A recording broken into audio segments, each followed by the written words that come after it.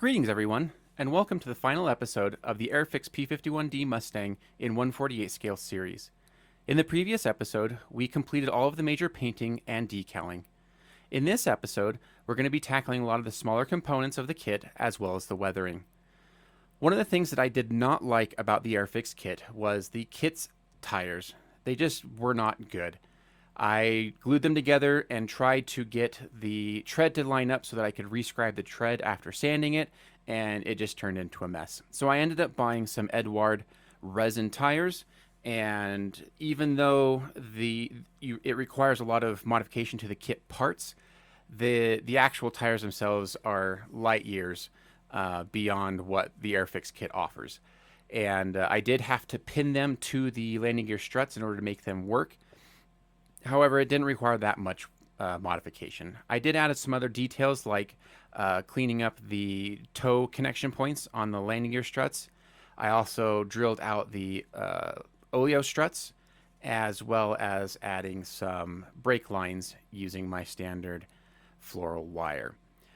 These simple modifications really make the landing gear top-notch, in my opinion, and they were not very difficult to do. Another area that I thought I could easily improve was the kit's exhaust. I had contemplated at one point buying some resin exhaust, but just with a little bit of drilling with a micro drill produces some really decent results, and I was quite happy with how it turned out. And it only took about 5-10 minutes to actually complete this, but in the end it looks really nice. One of the things that I did forget to do while I was building and painting the model in the previous episode was to add the fuel connection lines to the drop tanks, which is what you saw me drilling there. I use MIG's panel wash here. I've really been liking the MIG panel wash over, for example, the Tamiya panel wash. I find that the MIG panel wash is just so much easier to clean up, and for the most part doesn't require any kind of solvent to clean it up. You can let it dry for about 20 minutes, then hit it with a dry paper towel, and it wipes right off. So I'm really leaning towards this, and I might end up replacing all of my Tamiya panel liners with the MIG panel liners. I ended up choosing the dark color. This has really just become one of my favorite washes. I feel like it's a good mix of being dark, but also kind of dirty and gritty without being stark black. So this Airfix is somewhat notorious for having really deep panel lines, and they really take a wash well.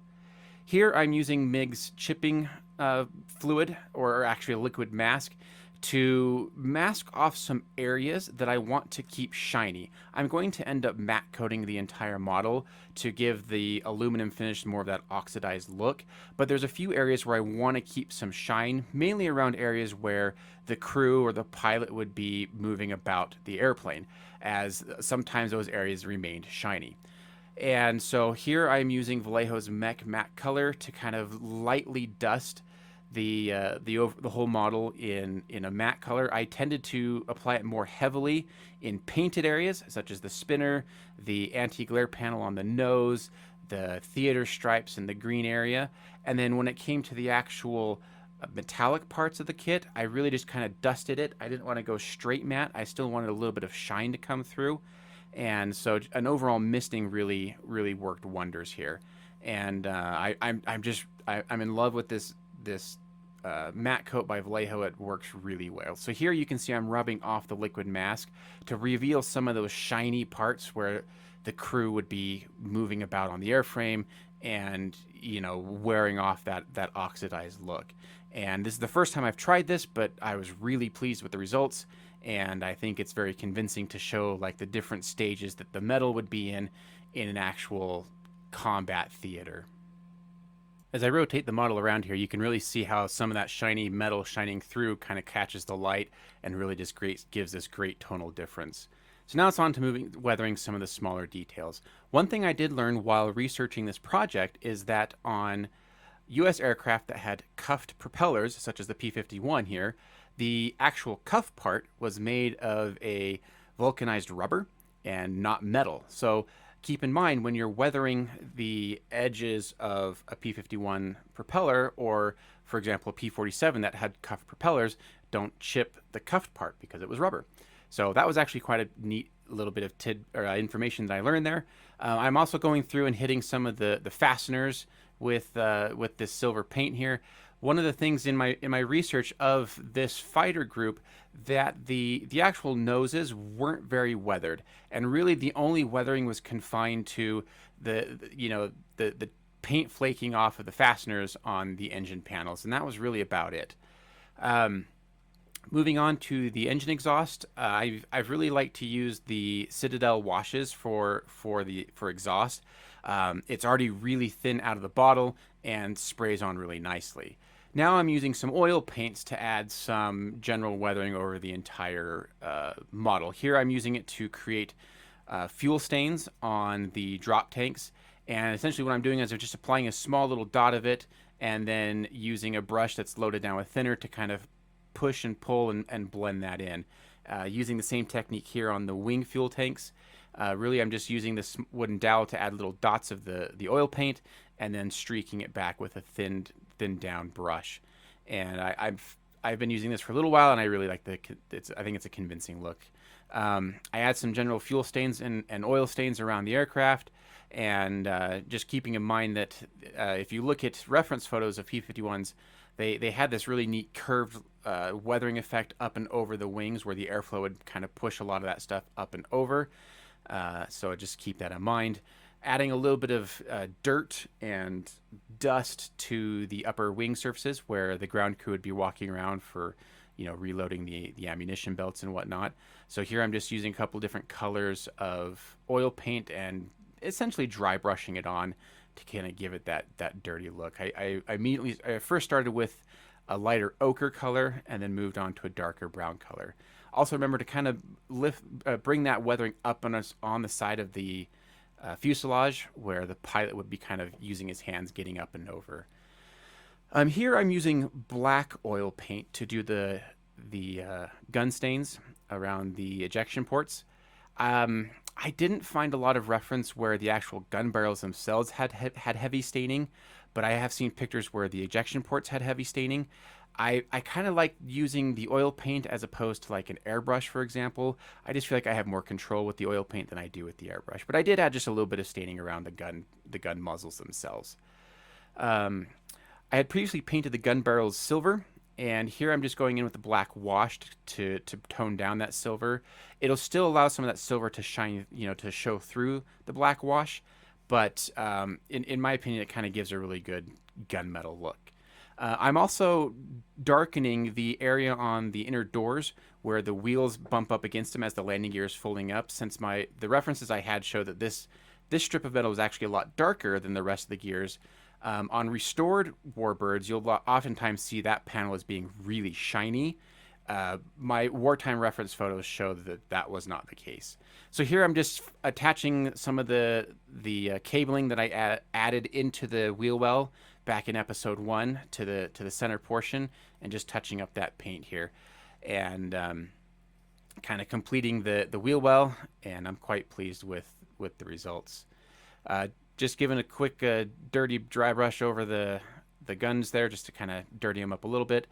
Here, one of the nice things about the Edward resin tires is that they come with painting masks, and those are invaluable. I ended up using Airfix's rear tire, but Edward's mask fit it perfectly, which is a testament to both Edward and Airfix for getting those dimensions correct.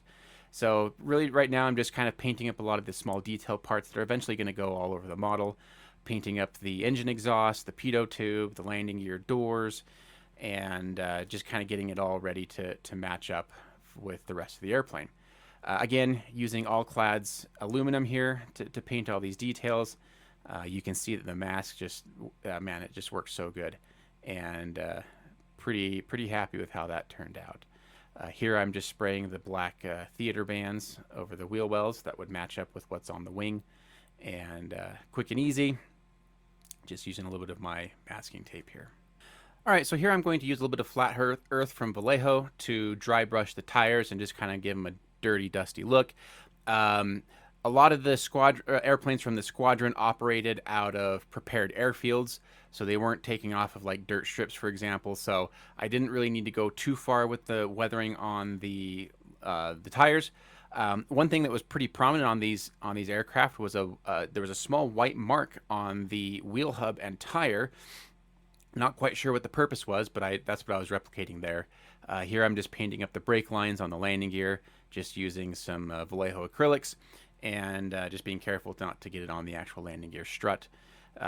One of the things that I think modelers can do to really help add a lot of detail to their kit is adding brake lines. It's simple and easy, but quite effective. One of the other things I noticed in the few color references that I found is that these P-51 Mustangs, the lower part of the landing gear was a lot darker and browner from the upper part of the landing gear. So I'm just using a Citadel wash there to really darken that metal and give it a different tone from the rest of the landing gear.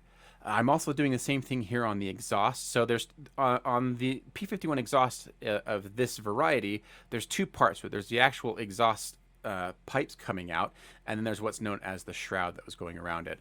And a lot of the reference pictures I had of the exhaust on these Mustangs showed that the actual exhaust pipes themselves were quite weathered, but the shroud itself was not so weathered. So I used a brown wash, and I went over it a few times on the actual exhaust pipes, and then hit the tips of them with a black wash, and that really kind of worked for me, and I was quite happy with the result. But I didn't really touch the actual shroud. The location pins for the landing gear are pretty solid, and they fit in there quite well, so there was no issues getting the landing gear installed and set to the proper alignment. Here you can actually see I am adding the fuel lines that connect from the wing down to the drop tanks that I had previously drilled.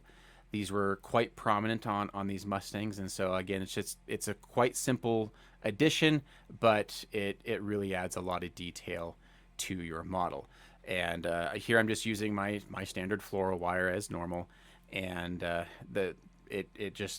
I will eventually paint them black, not leave them in the green. So here I've installed the tires, and they really look the part. Nice thing about the Edward resin tires is they are weight on wheels, so the bottom is slightly bulged out a little bit. So now I'm just adding all the various bits and pieces to finish this model. And you can see I've removed the masking from the canopy, which came out flawless. I had no issues there. And so now it's just a matter of getting all the pieces together, and we're going to call this one done. So my final verdict for this kit is I would give Airfix an A+ for effort. They really tried hard to make this model build up and paint up as easy as possible. It's obvious from the breakdowns of the parts and the way they were building it that they really had the modeler in mind, trying to make it easy and simple and provide as much detail as possible. I think they were kind of shooting a little too high in this, a little ambitious. As described in the previous videos, there were some areas where I had some fit issues and some questionable things, such as the landing gear, or the tires. I apologize. I just was really let down by the tires, and I did not think they were done well. And but I would highly recommend this kit to any modeler of any skill.